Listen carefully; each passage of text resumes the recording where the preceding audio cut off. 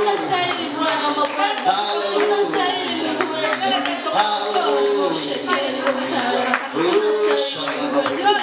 unastahili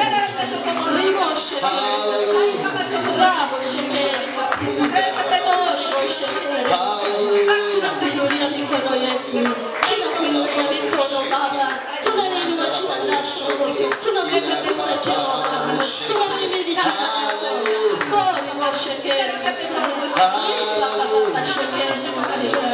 unastahili Bwana, unastahili asante Bwana, wewe ni mzuri Mungu wetu, asante Bwana, wewe ni mzuri Baba yetu, uzuri wako ufananishwe, ulinganishwe, uketie enzini na mamlaka, hakuna kufananishwa na wewe, wala kulinganishwa wala kufananishwa. Wewe uliyeumba ukuumbwa, nalibariki jina lako asubuhi ya leo.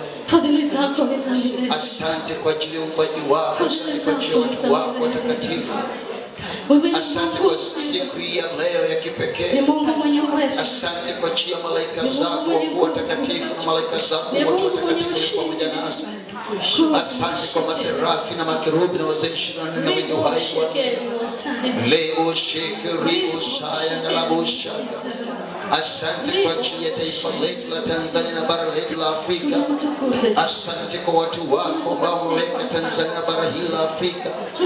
Baba, tunakuja katika malango ya Tanzania, tunakuja katika malango ya mwezi huu, tunakuja katika malango ya mwezi Septemba, tunakuja katika malango ya maisha yetu kwa damu ya Yesu Kristo na kwa jina la Yesu Kristo.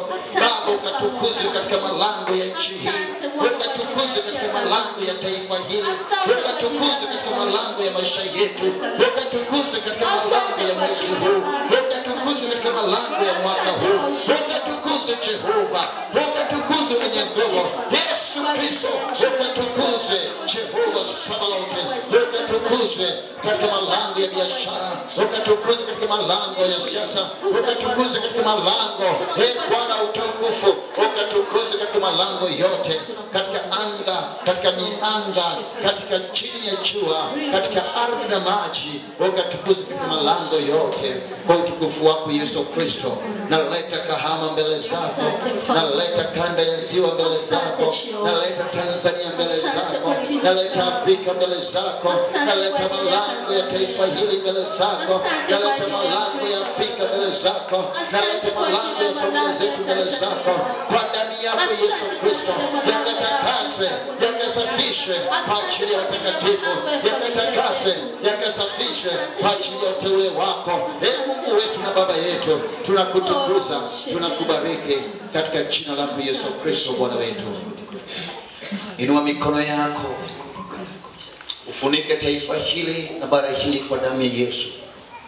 Mwambie Bwana, hila yoyote ambayo ibilisi ameipanga juu ya wateule wako, juu ya watakatifu wako, haitatufikia kamwe kwa kuwa damu yako imetufunika. Inua mikono yako, anza kuongea na Baba, anza kuongea na Baba.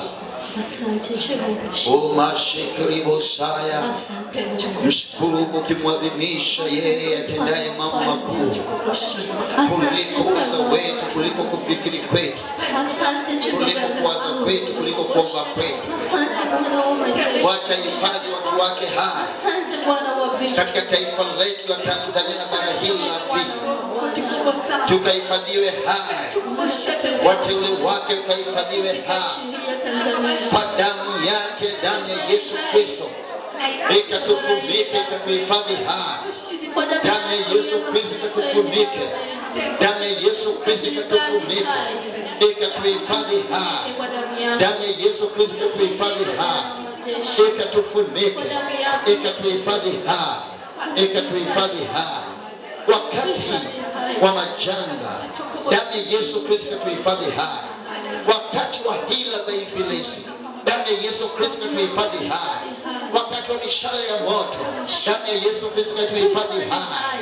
Damu ya Yesu Kristo ikatuhifadhi hai. Ikahifadhi Tanzania hai. Ikahifadhi Afrika.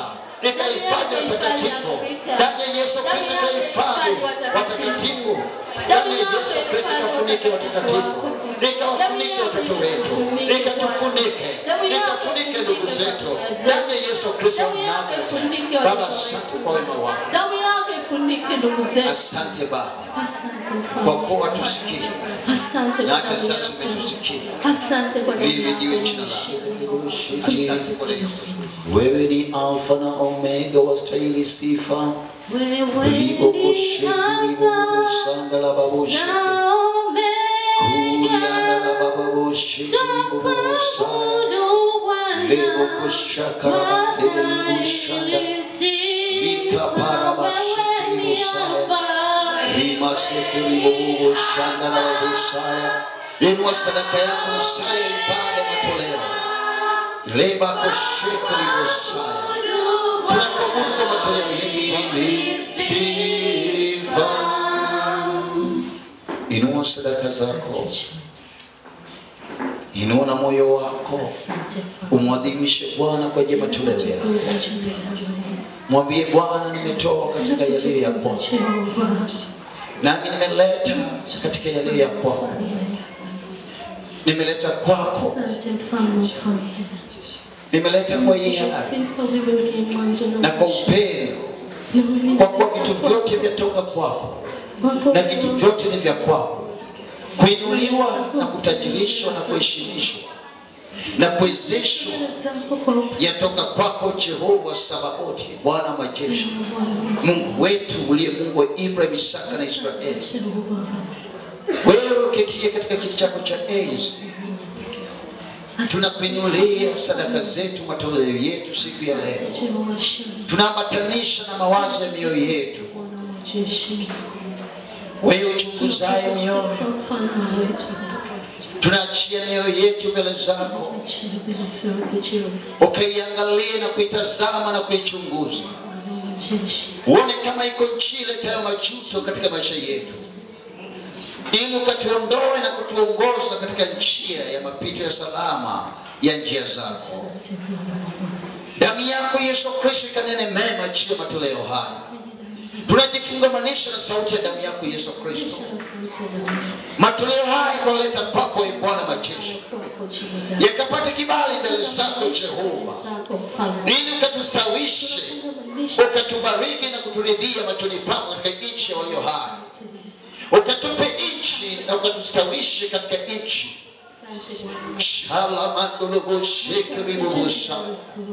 Damu yako ikaponye kila kinachopooza. Damu yako ikaponye kila kilema. Damu yako ikaponye kila kinachoharibu. Damu yako ikaponye kile kilichoharibiwa katika maisha yetu. Damu yako ikakomboe kilichotekwa. Sikia sauti ya matoleo yetu siku ya leo. Sadaka zetu zikawe ukumbusho mbele ya macho yako, kama ilivyokuwa kwa Kornelio. Na liimini jina lako siku ya leo na matoleo haya. Ninakusifu Bwana wa Bwana. Hakuna mfano wako, hakuna kulinganisha nawe. Asante Bwana. Heri watumishi wa Bwana, sifuni. Lisifuni jina la Bwana. Lisifuni jina lake. Ni jina lipitalo majina yote. Fungua pia chako lisifu jina la Bwana wa majeshi. Jina la Yesu Kristo, jina lipitalo majina yote. Ni jina lenye nguvu. Jina lililong'aa. Jina lako lina uponyaji. Jina lako ni jina lenye uzima. Jina la Bwana ni uzima. Kila ngome ibarikiwa. Asante kwa jina hilo. Ita jina hilo. Sifu jina lako. Lisifu hilo jina. Na lisifu jina lenye uweza. Na lisifu jina lenye nguvu. Jina la Bwana lihimidiwe. Lisifu jina lenye uweza. Asante kwa jina lako. Asante kwa jina lako. Asante kwa jina lako. Maishani mwako, katika huduma, katika familia yako, katika usawa wako, katika kazi zako, kadimu zako, kila eneo la maisha yako, katika taifa lako, katika ukoo wako. Jina la Yesu Kristo likatukuzwe, likahimidiwe kwa sababu yako. Jina lako ni ngome imara. Jina lako jina lako ni ushindi. Jina la Bwana lihimidiwe. Jina la Bwana lihimidiwe katika familia yangu, katika maisha yangu, katika taifa langu, tangu leo na hata milele. Toka mawio ya jua hata machweo yake. Jina la Bwana usifiwa. Jina la Bwana usifiwa. Bwana ni mkuu juu ya mataifa yote. Bwana ni mkuu juu ya mataifa yote. Na utukufu wake ni juu ya mbingu. Na utukufu wake ni juu ya mbingu. Ni nani aliye mfano wa Bwana? Ni nani aliye mfano wa Bwana? Mungu wetu aketie juu. Mungu wetu aketie juu. Hanyenyekeaye kutazama. Hanyenyekeaye kutazama. Mbinguni na duniani. Mbinguni na duniani. Humwinua mnyonge kutoka mavumbini. Humwinua mnyonge kutoka mavumbini. Na kumpandisha maskini kutoka jahani. Na kumpandisha maskini kutoka jahani. Amketishe pamoja na wakuu. Amketishe pamoja na wakuu. Pamoja na wakuu wa watu wake. Pamoja na wakuu wa watu wake. Ndivyo alivyonitendea. Ndivyo alivyotutendea. Ndivyo alivyotutendea. Ndivyo alivyotutendea. Weka nyumbani mwanamke aliyetasa. Weka nyumbani mwanamke aliyetasa. Awe mama ya watoto mwenye furaha. Awe mama wa watoto wenye furaha. Baba tunakushukuru. Baba tunakushukuru. Kwa kuondoa kila aina ya utasa. Kwa kuondoa kila aina ya utasa. Katika maisha yetu. Katika maisha yetu. Asante Baba yetu. Asante Baba yetu. Na Mungu wetu. Na Mungu wetu. Jina lako ni Yesu Kristo. Jina lako ni Yesu Kristo. Tunakuadhimisha. Tunakuadhimisha. Pokea matoleo haya. Pokea matoleo haya. Yakafanye kazi yako. Yakafanye kazi yako. Na ukatukuzwe katika matoleo haya. Na ukatukuzwe katika matoleo haya. Roho za watu zikaokolewe. Roho za watu zikaokolewe. Na jina lako likahimidiwe. Na jina lako likahimidiwe. Asante Bwana majeshi. Asante Bwana majeshi. Tukaona uzuri wako katika hekalu lako. Tukaona uzuri wako katika hekalu. Hekalu lako likapambwe kwa uzuri wote. Hekalu lako likapambwe katika uzuri wote. Na vyombo vya muziki. Na vyombo vya muziki. Na kila aina ya kitu kizuri. Na kila aina ya kitu kizuri. Na watu wako wakashangilie katika nyua za nyumba yako. Watu wako wakashangilia katika nyua za nyumba yako.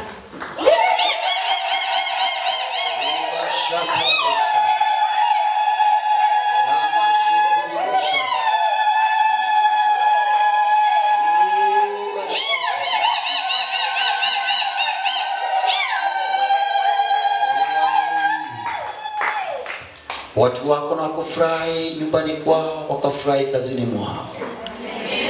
Mkafurahi mwingiapo na mtokapo. Mkafurahia neno la Bwana na sauti yake. Kwa kutii na kutunza na kuyafanya yote mliyasikiayo ya Bwana.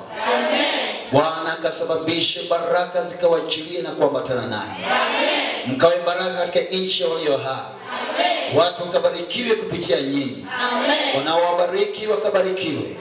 Wanaowalaani wakalaaniwe. Bwana ndiyo ngome yetu na uzima wetu. Hatumuofu yoyote. Ni yeye ambaye ametuinua kuinue juu sana. Upendeleo wake na fadhili zake zikaambatana na wewe. Uso wake ukakuangazie kila uingiapo na utokapo. Furaha na kicheko kikachae katika moyo wako na maisha yako.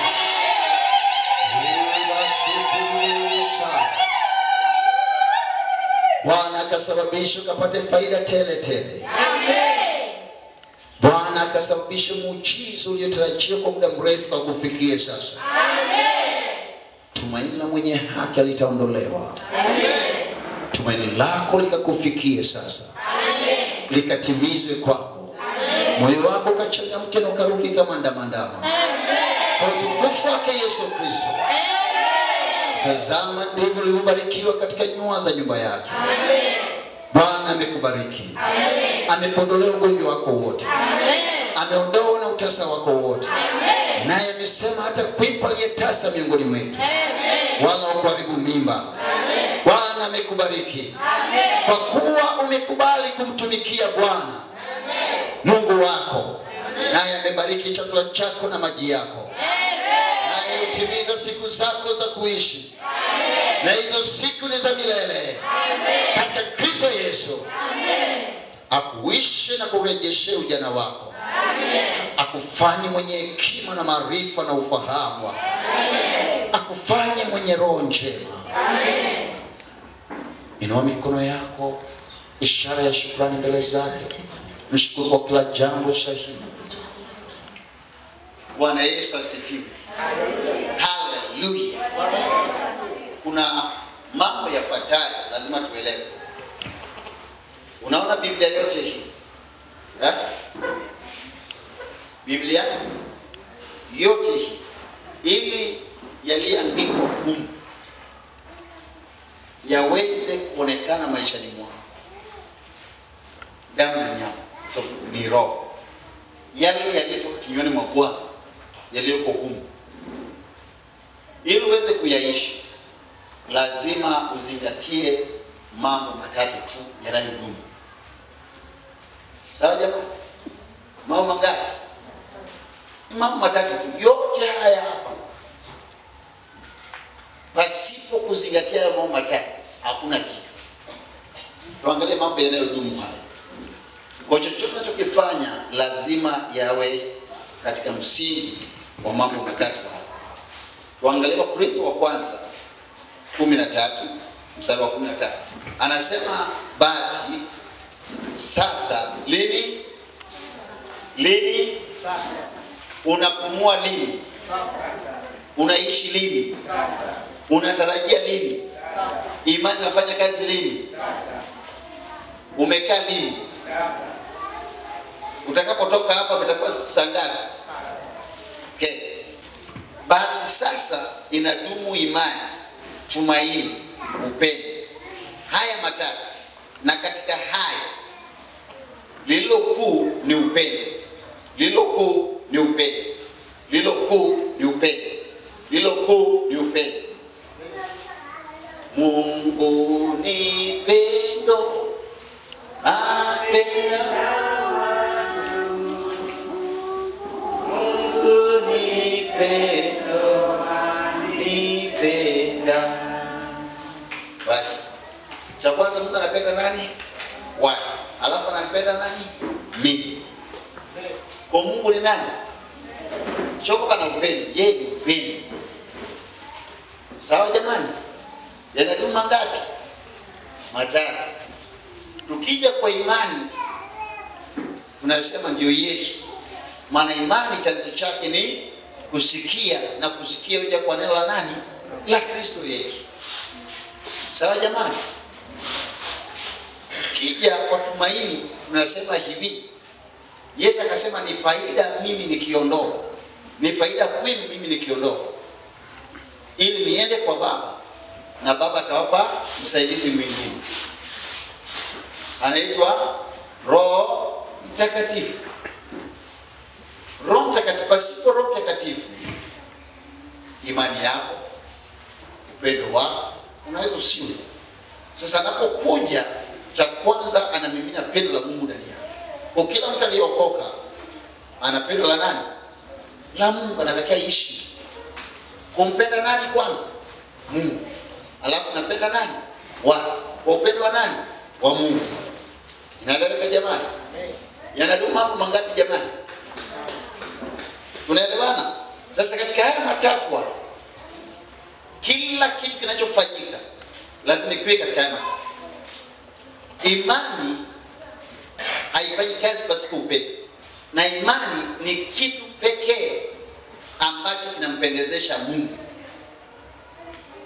Na imani ndio kitu pekee tulicho nacho silaha ya kushinda ulimwengu, au kinachoshindana na sisi. Na imani ndio kitu pekee au mtindo pekee wa sisi kuishi. Mwenye haki yangu ataishi kwa imani. Imani ni kuwa na uhakika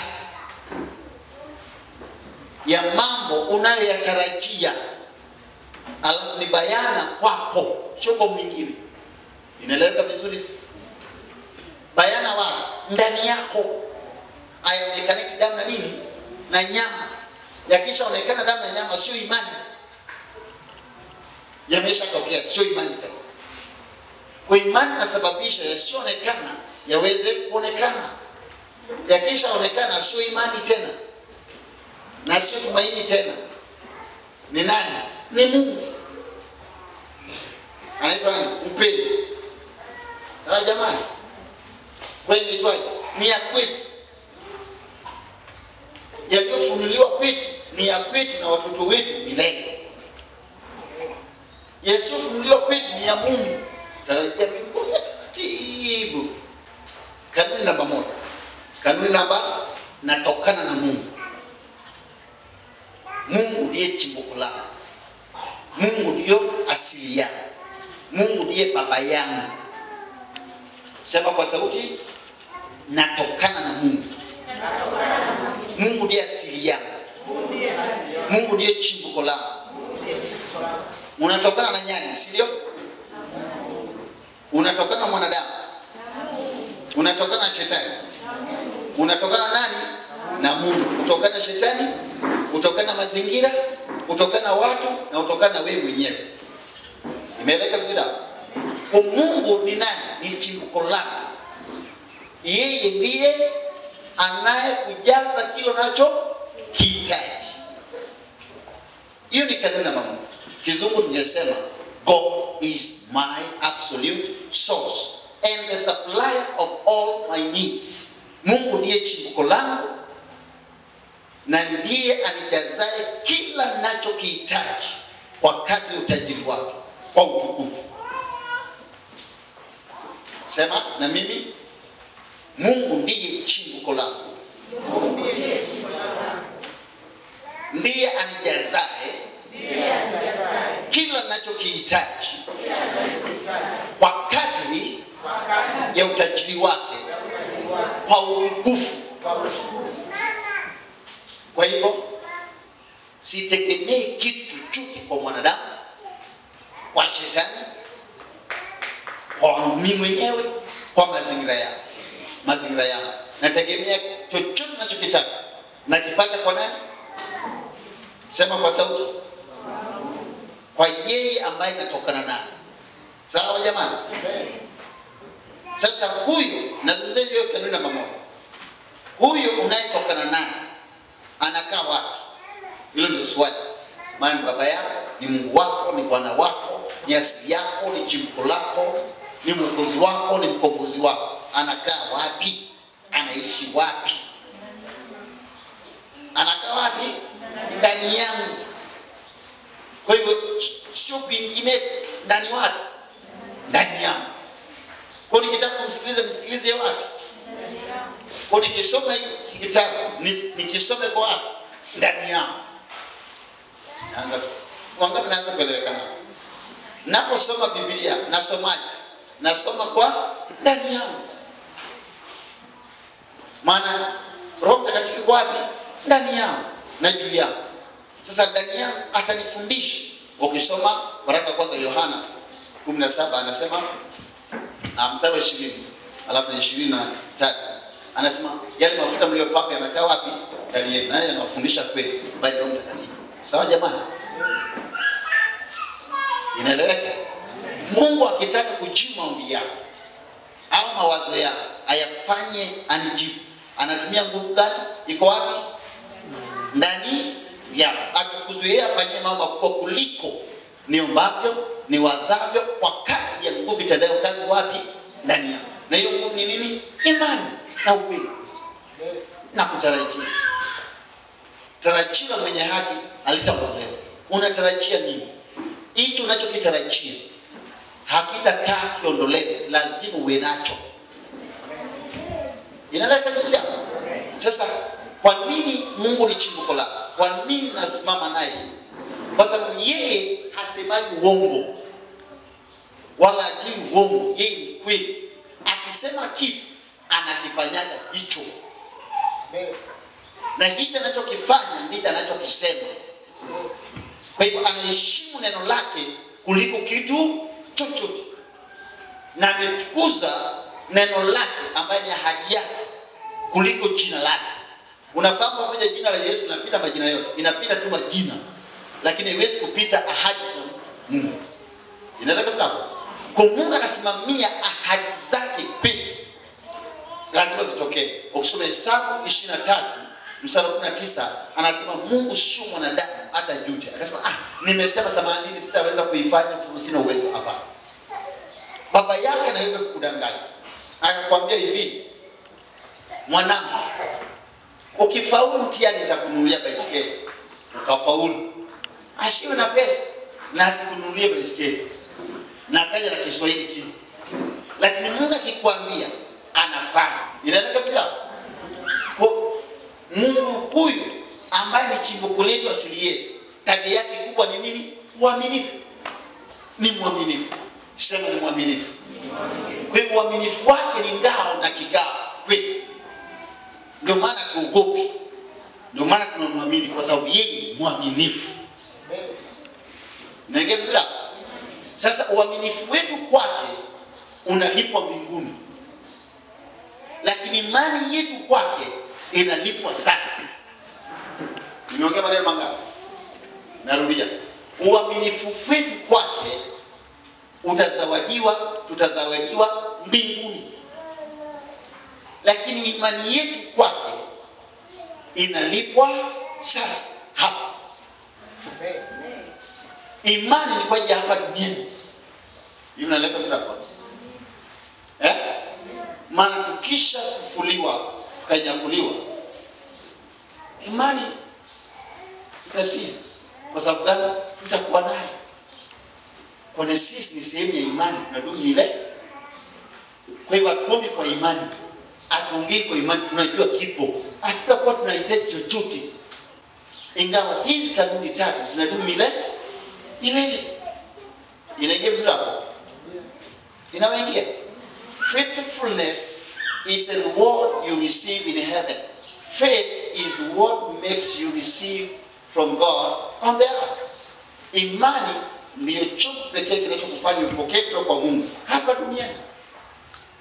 Ili uaminifu utazawadiwa mbinguni. Ndio maana uaminifu ni tu. Bwana Yesu asifiwe. Amen. Hivi naongea na watu hapo? Amen. Kanuni namba moja, natokana na Mungu. Sema tena. Aliye hai. Jina lake ni Yesu Kristo. Ndiye natokana naye. Naye anakaa ndani yangu. Naye ni mkuu kuliko yeye aliye katika ulimwengu. Ulimwengu ni nini? Nje yako. Ulimwengu kwa wapi? Nje yako. Hapa ni ulimwengu.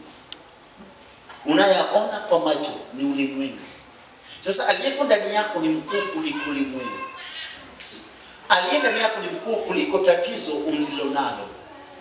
Aliyeko ndani yako ni mkuu kuliko adui zako wote waliokusanyika juu yako. Kwa kinachokupa ujasiri, confidence, uthubutu ni kujua kwamba unatokana na yeye yuko ndani yako. Na wewe uko ndani yake. Kwa haijalishi ni nini kitatokea, hauogopi kwa sababu unatokana na yeye. Nani amesikia sasa? Inaeleweka? Na yeye amesema niite nami nitakuitikia. Alafu nitakuonyesha mambo. Maana kaniruhusu uongee naye. Sawa jamani? Unaelewana? Wote tuko vizuri. Nakuuliza swali, unatokana na nani? Okay. Ukipata kazi yako hiyo inatokana na nani? Kwa hivyo kazi sio chimbuko lako. Kutumaini kazi. Hata ukikuachisha kazi, bado utapata kazi nyingine, kwa sababu Mungu aliye chimbuko lako, aliyekuumba, anajua unaishi. Yakitokea yanayotokea hayakusumbui, kwa sababu tokani na yeye hai. Unatokana nani? Na Mungu aliye hai, Muumba mbingu na nchi. Jamani, na wengine biashara zako sio chimbuko lako, sio asili yako, sio tegemeo lako. Tegemeo lako ni nani? Mungu. Na Mungu ni nani? Ni mmoja. Na nafsi ngapi? Tatu. Lakini ni na wewe ni nani? Ni mmoja. Una nafsi ngapi? Wewe ni roho, unayo nafsi, na ndani ya mwili. Bila mwili bado hatufahamu vizuri hapa duniani. Wewe una ngapi? Wewe ni sema mimi ni roho, ninayo nafsi, na ndani ya mwili. Jamani, hilo naelewa. Nani aliumba Mungu? Ni Mungu. Nani aliyeumba Mungu? Ni Mungu. Mungu aliumba Mungu. Kwa hivyo Mungu hakuumba, alikuwepo. Maana kama Mungu ameumba Mungu, Mungu alikuwepo. Mungu nani akaumba Mungu? Mungu aliumba Mungu. Mungu alikuwepo. Inaingia tu hapo. Inaingia tu.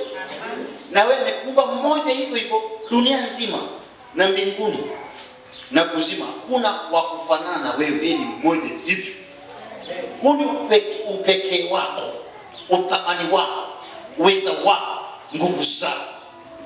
Kwa hivyo amekuumba kwa jamii. Kusudi lake na kusudi lako kwako ni tofauti na kusudi lake kwa mtu mwingine. Kwa wewe huwezi kujifananisha na mtu mwingine. Wewe ni wewe, na ukiita nitikia. Nani anasikiza? Na wale wa kwake hawaogopi. Maana waoga waingii kule aliko. Lakini hofu itakuwepo nje ya kukutishia ili uonyeshe Mungu wako. Kuna kwa nini? Ujasiri hilo muamini Mungu. Unajua yupo. Na kafara. Ngoja nikupe mfano. Mfano wa watu wangapi? Ngoja watu wanne. Ni makundi mawili. Watu wangapi? Mmoja anaitwa Daniel. Daniel na mfalme akaota ndoto. Akasema nimeota ndoto lakini nimeisahau. Akaita inajimu wachawi wakati huo. Sawajui Mungu na wenye hekima, akashinda. Akasema nitawao wote wenye hekima na wachawi wote msipotafsiri ndoto. Nimewapa siku kadhaa. Neno lile likamfikia Daniel. Tena akasema hivi, jamani, mwambie mfalme asifanye haraka. Nitakuja nitampa tafsiri ya ndoto yake. Jamaa akasema tuende kumwambia mwenyewe. Kwa Daniel akaenda kwa mfalme Nebukadneza akamwambia, mfalme, uishi milele. Ndoto yako nitakuja kukupa na tafsiri yake. Wakati hajaenda kwa Mungu. Yeye unasikia hapo?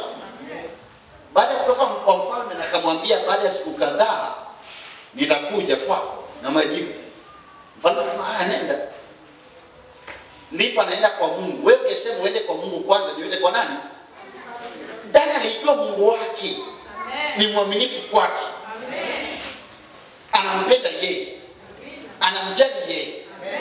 Kwa kuogopa akaenda kwa mfalme nitakupa. Alafu akachukua rafiki zake wangapi? Watatu. Shadrach, Meshach na Abednego. Tukaombe jamani, kuna kitu moja mbili tatu, tukaombe sasa. Hakuomba kwanza. Wangapi mnasikiliza tu? Hakuomba. Alienda kwa mfalme akamwambia, alijua Mungu wake lazima tu atampa majibu. Amen. Atampa ile ndoto na tafsiri ya hiyo ndoto. Amen. Kwa kaenda kwa Mungu wake. Mungu wake akampa hiyo ndoto na tafsiri yake. Akarudi kwa mfalme, mfalme, ndoto yako si ndio hii uliyoota? Hivi fikiri mtu akaota ndoto, alafu akasema nitawachinja wote msiponiambia ndoto yako na tafsiri yako. Sasa mtu anatokeza ndoto yako ndio hii. Maana yake huyu anayepewa hii tafsiri ya ndoto yenyewe na ndoto, maana yake huyu ni Mungu, ni rafiki yake Mungu. Kwa Mungu anapitia kwa huyu ila tukuzwe kwa wale wasiomjua. Amen. Ndio maana wewe ukachaguliwa ukaokoka. Mungu kwako sio jana au juzi, ulichaguliwa kabla ya misingi ya dunia kuwekwa. Mungu alijua wewe utakuwepo, so Mungu anajua yote katika yote. Amen. Hivi naona ulivyokaa, anajua ulikaa leo. Hata kabla hajaumba mbingu na nchi. Hawa wananisikiliza, alijua watanisikiliza. Amen. Alipanga unajua Zaburi 139 anasema hivi, aliniumba kwa njia pekee alafu akaandika mambo yangu yote kwenye chuo chake. Nadhani Biblia. Amen. Hivi fikiria watu wameandika hii Biblia ni watu 44. Lakini wameandika kile kinachoendana. Hakuna mtu anayevunja moyo. Yaani kila mtu anaandika kile katika majira na nyakati tofauti. Ni Mungu pekee yake anaweza kufanya hivyo. Vita vingi vimeandikwa, hakuna kitu vimepotea, lakini Biblia imesimama pale pale. Na hata dini zingine zinakopi kutoka kwa Biblia. Maana ndio hicho ndio kitabu. Wewe una Biblia, jipigie makofi.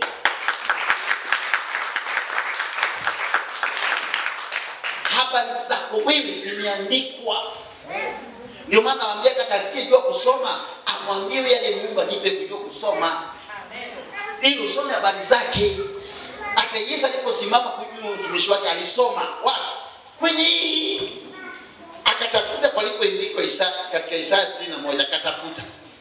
Alafu akasoma sentensi moja na nusu akawaachia. Akasema haya sasa yametimia. Niliandikiwa. Akasema nini? Siku zote wanasoma waelewi. Mwenye aliandikiwa alipotokezea. Jamani naeleweka? Na wewe hivyo hivyo Yesu amekuja katika mwili. Mungu yule amekuja, maandiko yale yale ni roho yakaja katika mwili. Neno naye akafanyika mwili. Akaja katika mwili kukuonyesha kwa rafiki. Hiki ndicho hicho uliandikiwa humu. Acha mizengo, acha mawenge. Habari zako ziko humu kama nilivyoona nimesoma na wewe soma. Na shetani naye anajua habari zake ziko humu. Na anajua ameshahukumiwa. Wewe hujahukumiwa.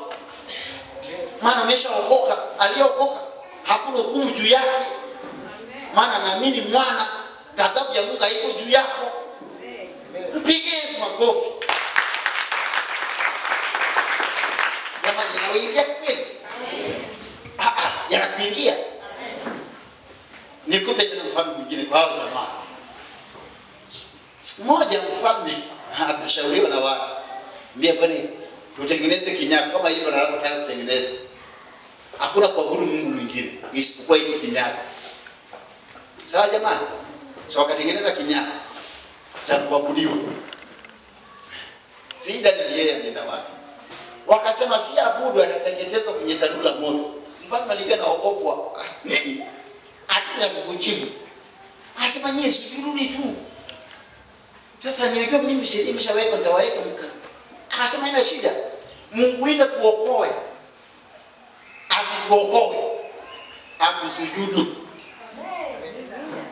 Wanamjua Mungu wao, anasema hivi, atupe chakula situpe chakula, ni Mungu aliyetosheleza. Atuponya situponye, taendelea kumwamini ni Mungu aponyaye. Unibadaishi. Unishushe cheo. Unidhalilishe. Wewe sio chimbuko lako. Ni Mungu amekuruhusu ili kwa sababu hawezi kuninua kabla hajaweka chini. Kwa sikuangalia unitishii wala kazi yako. Mungu anasikia. Akambia ina shida tukitupa kwenye moto, atuokoe sisi situokoe. Tuko tayari kumuonyesha sisi sio kama hapa. Nataka kuonyesha kijana mwingine nimekuja namba 3. Nataka kuonyesha kijana mwingine. Hivi naongea na watu sasa hivi. Oya. Maana tazama sasa huyu jamaa yuko nchi kweli. Nipo. Tunasikia Kiswahili kimenyoka. Changeli tu. Mfalme akasema sasa kama mtaki kunisikiliza na mimi basi na watupa. Asira ya mfalme ikawa kali. Akachukua mabausha wale majemedari. Mimi nasema majemedari wa jeshi. Akashika wao vijana 3. Wakafungwa kama. Wale watu wakatupa motoni. Wale watu majemedari wale, mabausha wale waliliwa na moto, hawakuzikwa wala hawakuonekana wala majiva yakuonekana, moto ulikula. Ni kama moto wa jehanamu. Wenye hauli, wenye unakuchefuka huko tu milele. Watu wanasema tutakuwa wengi kwa hivyo moto utauzimisha. Danganyana na kichwa kisukuma cheko na Kiswahili wenu mjinga wenu. Tutakuwa wengi si nini? Utajua. Unajua ukishakufa ndio utajua ukofu huwezi kuokoka wala wanaokuombea hawezi. Maombi yaendi ukishakufa uombewi na ukishakufa uombei mtu yote. Utajua. Kwamba Luka 16 mstari wa 19 hadi 31 ni maana gani? Anganywa na dini hapa. Yes boy. Yes boy. Sikiliza, achinini wala kawi. Kama alikuumbia tumbo mtoto wa kike na huko kwenye huduma hii alinipa neno lake akasema kokote utakapokwenda hakuna atakayekuwa tasa wala wakaribu mimi. Akasema nitabariki na kazi zao. Alafu gonjwa leo nao nitachukua nitawapa wanaowachukia. Amen. Wewe usiwe usiwe na haja kufika hapo naanza kuomba maombi yako. Hayo maombi yako yalishindikana ulipokuwa kule. Ukishakuja hapo wewe sikiliza neno, furahia Mungu wako. Unashangaa tu kama na mwenza wako. Shika kichukuu. Unaona tu. Na wewe unashangaa nini hiki? Na haijaribiki. Sasa ndio tumeanza. Sasa tumeanza kuelewa. Bwana Yesu atukuzwe. Haleluya. Inawaingia jamani. Haleluya. Sio wakati kwa jamaa kamba zikaliwa na moto, jamaa wakaanza kucheza kwenye moto. Na mtu wanne akaonekana. Mwangaji lake mtu wanne yupo tu. Kwenye majanga hayo kwenye shimo hilo yeye yupo anakusubiria. Amen. Afanye akutukuze. Amen. Maana ukisha mtukuza kwa namna hiyo anakutukuza. Amen. Mfalme yule ndiye sema tupa kwenye moto, yeye alikuwa wa kwanza. Hao waliopekea zengo wakasema huyu fukuza kazi sikini na akafuza. Na yule aliyeweka sahihi atakuwa wa kwanza kutafuta. Nisikilize, watakuwa wa kwanza kutafuta kwa wapi jamani? Ndio uchukue kazi yako. Na waambie nisubiri. Unasikia shuhuda? Akasema si tulitupa watu watatu mle. Na huyu wanne ametokea wapi? Hebu nanyi kama macho yangu yananichezea siku hizi. Asa mfalme kuishi milele. Tunaona wako wanne kweli. Na huyu wanne akamwambia huyu wanne ni mwana wa miungu. Huyu ni mwana wa Mungu huyu. Yaani mfalme akajua yule ni Mungu. Anaitwa Yesu. Mfalme mwenyewe asijue Yesu akamjua Yesu. Yesu akitokezea hata kama wewe pagani asilia, hata ukiwa hivi unamjua huyu ni Yesu.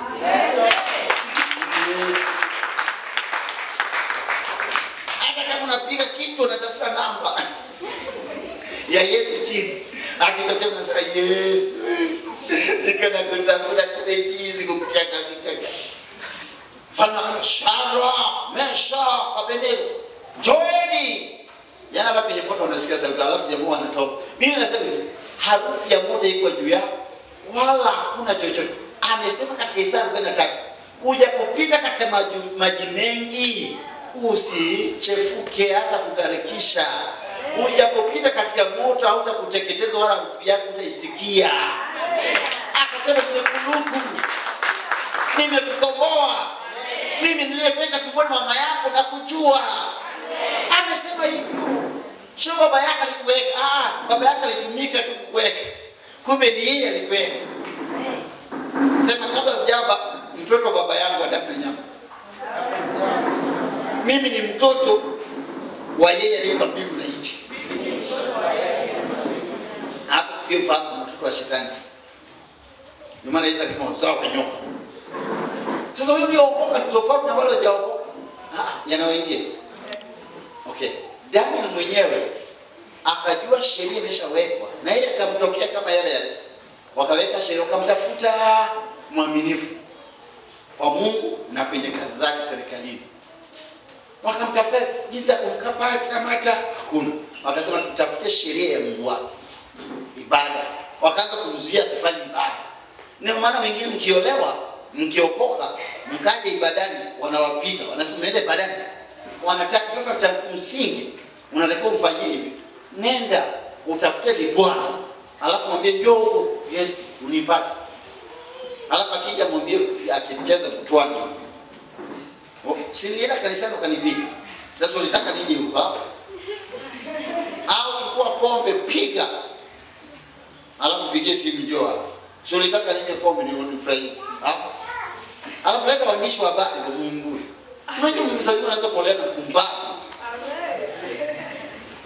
Naeleweka. Niko sasa hivi kiangalia kumbavu yoko kanasema. Kumbavu na kaweka. Mwanadamu anakuwa kumbavu. Nikakumbuka Biblia inasema mwanadamu asiyekuwa na akili ni kama mnyama. Nafsi yake ni kama ya mnyama. Yaani Zaburi 49 mstari wa 10. Akajua sheria imeshapitishwa ya kumzuia sifanye ibada. Akaonyesha nafanyaga ibada hivi. Akafu. Hivi naelewa. Akasema sasa tumempata. Mfalme njoo uone mwenyewe. akakamata na mfalme anampenda na sheria ameshatia usahihi. Isiyobadilika. Sheria isiyobadilika za dunia hii inabadilishwa kwa Bwana. Amen. Shaka tuko kwenye shimo ya nini? Shimo ya simba. Akafika. Yeye akomba nisende kwenye tundu la simba. Wala kuombea ndugu zake mbaya. Yeye akaendelea kumshukuru Mungu. Mungu naona mimi ni mwaminifu siku kila siku mara 5 na kushukuru. Tutaona. Alikuwa mwaminifu kwa serikali na kwa Mungu. Kwa maana Mungu ni mwaminifu kwa watumishi wake walio waaminifu.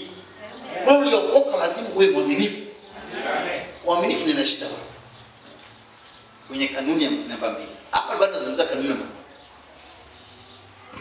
Kuonyesha Mungu ndio chimbuko asili, tumaini, nguzo yako, wokovu wako, kila kitu. Yeye ni mwaminifu. Akafanyia. Angalia alichofanya sasa. Lumbukizo alifanya. Simba wamefika pale wakainama. Wanainamia nani? Simba mkuu. Ndio wakimwangalia hivyo naona ni simba mkuu.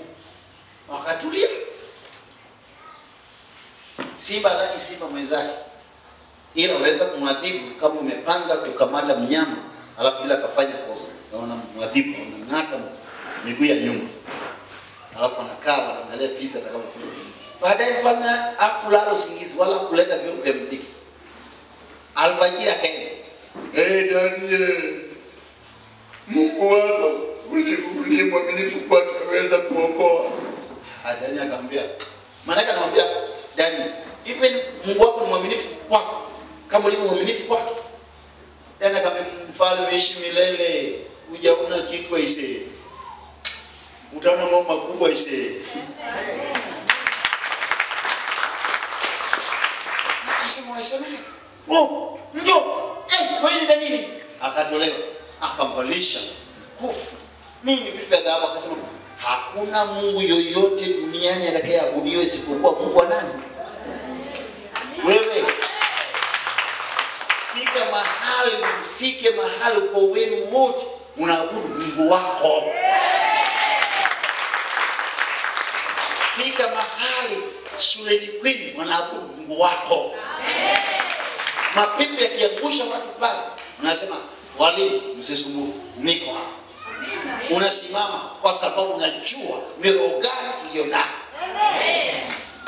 Unapita katikati yao. Mapepo yanasema tunatoka, tunaugua. Unapita unazunguka mara 7.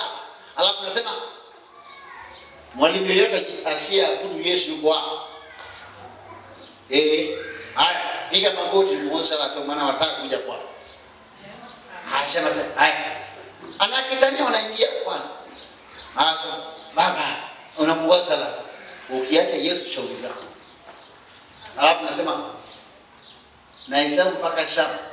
Alafu nitamka jina la Yesu, mfiatuke mwelekee shimoni. Wote nataka. 1 2 ukifika 7 katika jina la Yesu. Piachi. Na Yesu anapenda. Baada ya pale watakuheshimu. Hata kama unapata 0 mwalimu atakuongezea. Nisije nikamkata. Nielewa kweli. Mnajiweka chini wakati nyinyi wa juu. Mtu mwingine. Yusufu akaenda katika nchi ya ugenini. Akakataa kusujudia, ni mtumwa. Lakini chochote anachofanya kinafanikiwa. Tupo gerezani ya mbakaji. Bado gereza linafanikiwa tangia lini? Na akaachiwa madaraka. Mungu wako akatoka gerezani waziri mkuu. Wewe Yesu wako ana ndoto na wewe ndio maana umeokoka unaweza kuokoka. Na Yesu ni Alfa na Omega. Akianzisha anatimiza. Shida ya watu wengi wanataka watimize badala kuhusu Yesu atimize kusudi lake kwa kuwatumia. Wao wanataka kutumia Yesu. Ngapi nisikie. Leo unaona Veronica amebeba mtoto wake. Alikuja wote mnajua. Wewe endelea kuja. Akasema hajawahi kupata mtoto sijui. Endelea kuja. Na viakiwa naye mume wakwe. Wewe endelea kuja. Siku moja kapigwa mpaka afungiwa. Akaambia sasa nenda kwa mchungaji wako, nenda kwa kanisani. Akasema mume akanipigia, mwambie mume nakupenda na Yesu nampenda. Siwaachi wote. Ningekuwa wewe ungeacha kuja kanisani. Nafikiri sasa hivi yule lidume la ninafurahia mtoto wewe. Allah. Anapakata mtoto wangu. Akiangalia naona anafanana naye, anafanana na mchungaji. Mara kwa nikiwa tumeona sasa umepewa na mchungaji na nguvu. Wakati wanaume hawana nguvu za kiume, wachungaji wanakuwa nazo. Yaani kila yani watoto wa shetani kuchafua. Lakini hawatuchafui, hivyo ndio tuna nguvu kweli. Bwana Yesu asifiwe. Inaingia kweli. Jamani inawaingia. Unajua shida yako unataka utimize cha Yesu. Badala kuhusu Yesu atimize cha kwake kukutumia. Sasa amesema wewe ni chombo, umeweka chombo kinapakua ugali, na ugali unapakuliwa. Shida yako ndio hiyo. Ukiona vitu vinakuja, unataka kupambana. Ndani ya kupambana, yani endelea na ibada yake. Hivi na wengine sasa. Wewe hapo ungeanza teta na unaoteta nami. Usiku ungevaa kaptura ungeanza kwa mpaka hakuna kitu. Na ile njoo inakufanya uwe na amani. Mjue sana Mungu upate kuwa na nini? Na amani. Unakuwa na. Kwa nini wengi hawafanikiwi? Kwa sababu wanataka watumie nguvu zao na mbinu zao, na unapoona duniani unafanikiwa na wao wanataka tukuweze au umepoa. Na waambie ukata lazima uwe. Biblia inasema una kanuni yake namna ya kufanikiwa. Sasa leo naanza kuelezea. Akatokea kijana mmoja anaitwa Daudi. Amekuja kuwaletea ndugu zake chakula wanajeshi, Yesu mwanajeshi. Akakuta ni taira moja inaitwa Goliath linatishia jeshi nzima la Israeli. Akasema nini? Nini? Huyu ndio nani atukana jeshi la Bwana? Ndio nani? Akamwambia Goliath. Na ndugu zake wengine wanne. Kwa hapo hata wewe. Hii naliua. Akasema wewe umechanganyika kondoo baba zako na niache. Akiua mtu huyu anapewa nini? Anapewa na mke, akuje anaondolewa nini? Sasa mke wa nani? Mke anatoka kwa nani? Kwa mfalme, mtoto wa mfalme. Mwambie mfalme niko hapa. Alipofika kwa mfalme, neno la kwanza, mfalme asiogope mtu hapa. Mimi mtumishi wako nimeua dubu, nimeua fisi, nimeua simba. Hii nitaliwa kama fisi na dubu. Mfalme akasema wewe, yani ile hali na moto alionayo mfalme asema chukua mkukiona, akavaa pesa sitaki. Na ya kwanza akaenda mbele ya Goliath. Akasema Goliath, wewe ndivyo alivyomuita. Ndio maana Goliath akasema unakuja mbele yangu na fimbo kama mbwa. Akasema wewe ni mbwa. Nitakata kichwa chako leo. Akaanza kusema nitakata kichwa chako leo. Hana upanga na fimbo, ana mawe matano na kombe. Hana upanga lakini anasema nitakata kichwa chako. Na hana upanga. Hivi naongea watu. Maana anajua Mungu wake hawezi kumwangusha. Anajua anachokifanya Mungu anataka atukuzwe. Wewe ukipitia kitu kidogo malaika anasema analia nini? Wakati pale waona dhahabu zile pale. Mungu atatumia hawa wanadamu, atatumia shetani mtumishi wake, atatumia mazingira, atatumia na wewe mwenyewe kukuadibisha mpaka umjue. Maana wewe umeshazaliwa ni wa kwake. Ni kama baba hawezi kuachia mtoto wake. Kumbuka yule mtoto aliyeko urithi. Walikuwa vijana wawili sio? Wapita kama urithi. Akaenda akachafua na nguruwe akamaliza alafu na malaya. Alafu akala chakula cha nguruwe. Akakumbuka nyumbani kwa baba yangu. Akasema ngoja nirudi. Baba yake ndiye alikuwa wa kwanza kumuona. Akasema mwanangu yule. Akamkimbilia akamkumbatia hivyo ni mchafu hivyo. Leta kanzu, leta nini, pete akambalisha, twende na sherehe. Wewe unachezea Mungu anakupenda sherehe. Ndio akamaliza mali, akaenda, anarudi anambia bado wewe mwanangu. Sherehe iko pale pale na urithi wako pale pale. Nini hapa msijifanye watakatifu. Mnachafuka kila siku.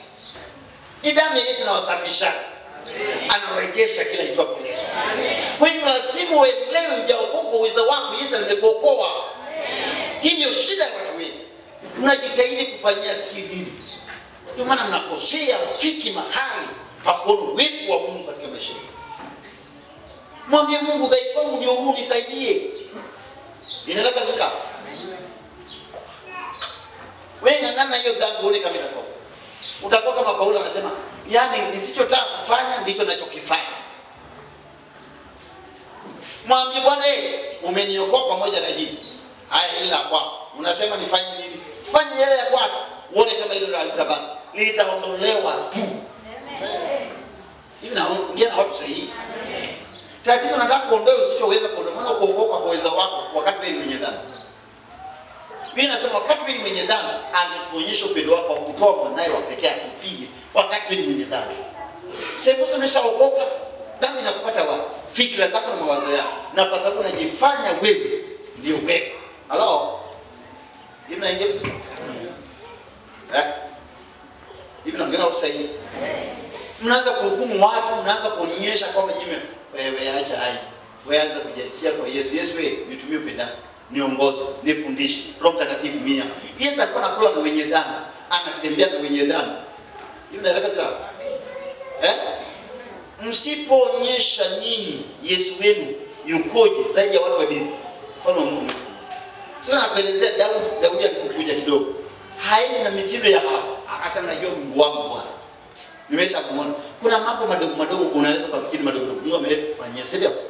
Yakumbuke hai, yatumie kama ushuhuda kuangusha Goliath aliko mbele yako. Hakushindi. Hayupo. Jamani mpaka hapo umeelewa sasa? Okay. Twende kanuni namba 2.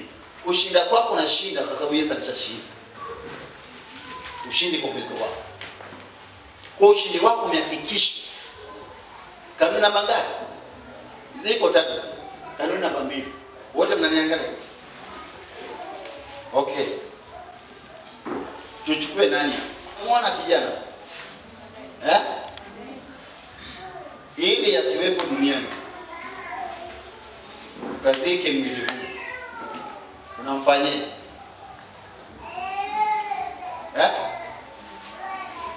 Ufunge ile dogo na pua. Ndio nataka kuambia corona inavyofanya. Corona inachofanya upumue pumzi yako ile mbaya. Kwa sababu pumzi unatoa ile ni mbaya. Sawa? Irudi tena ndani. Kwa mapafu yaharibike. Kwa atakaposema sasa corona imeisha, mnatoa mabarakoa wanawaletea chanjo kwa corona. Kuisha bado. Kwa 80% ya dunia wataenda. Mimi naongea na watu.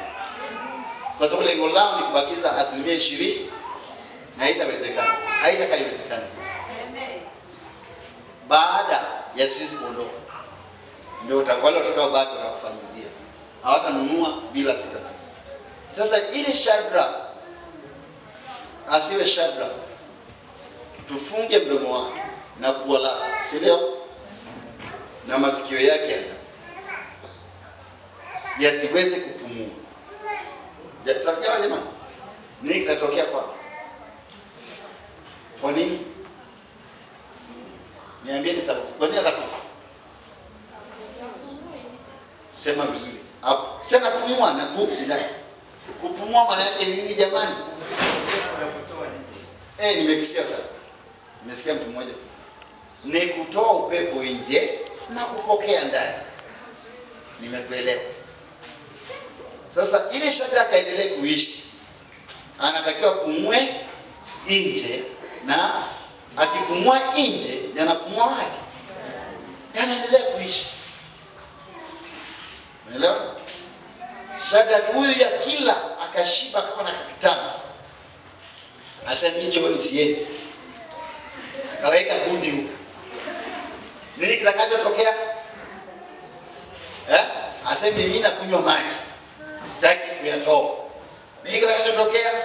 Tapasuka nini? Kwa ili aendelee kula, lazima atoe mengine aendelee kula, si ndio? Shadrach sasa kalima ardhi. Mvua zinanyesha, ardhi imeweka mbolea, kila ina virutubisho, lakini hajapanda mbegu kwenye ardhi. Akaingia kwenye kufunga na kuomba kama mnavyojua kanisa na leo. Maombi mengi, sadaka kuduchi. Na maombi walishapanga hivi, Baba na wale mifugo isiyotoa ibarikiwi. Hadi maombi ya kishetani, mifugo isiyotoa nayo ibarikiwi. Mungu abariki. Itabarikiwa na nini? Na michongoma. Mnajua? Sasa ingie kufunga na kuomba. Atavuna nini hapo? Magugu ndio atakutana, magugu huwezi kuvuna. Nani ameruhusu? Kulima milima, kaweka na mbolea, na mvua zinanyesha. Akaingia kufunga na kuomba. Riba shakarabu saka, ribo koshaka, na funga na kuomba. Ili sasa alioteshe. Mko? Anapata kitu. Sasa ile apate kitu anaiba nini? Anaiba ardhi nini? Na ardhi inaleta mazao kwa aina ya mbegu limpasilio.